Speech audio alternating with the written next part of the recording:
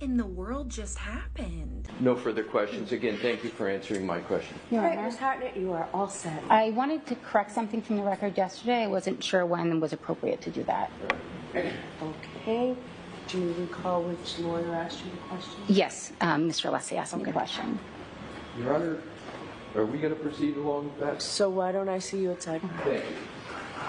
So this is Maureen Hartnett. She's a forensic scientist with the Massachusetts State Crime Lab. Hartnett was tasked with doing forensic investigations on Karen Reed's Lexus SUV.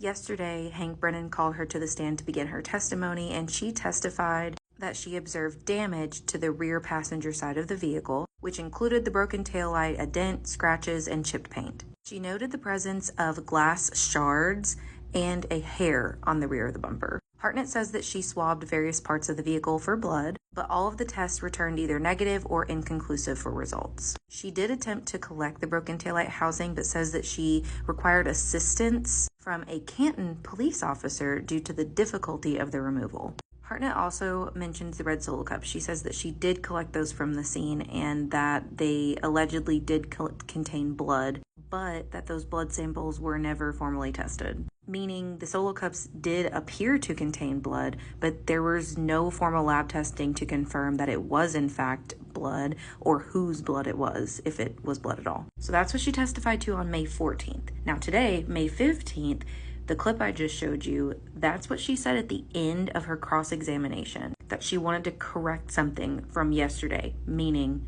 May 14th testimony that I just recapped for you. As you saw, Judge Bev instructed everyone to go to sidebar, and this was the result when they came back from sidebar.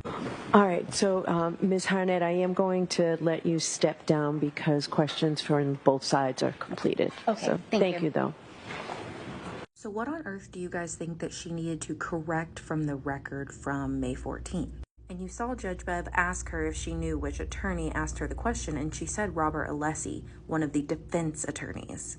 Obviously, Alessi wasn't having that, so he did ask for that sidebar, and they came back to what I just showed you. She didn't get to correct anything. Now, as I said, on day 15, they did a lot of cross-examination, and Alessi asked her a lot of questions about the chain of custody and potential contamination of different pieces of evidence, which has been a huge theme that the defense has wanted to bring out in this entire trial. So, for example, on John O'Keefe's clothing, she did testify that she didn't know the entire chain of custody of his clothing. She also testified that different debris on his clothing could not be definitively sourced. One of the biggest things that I think she confirmed is that no salt, sand, or debris was found inside the housing of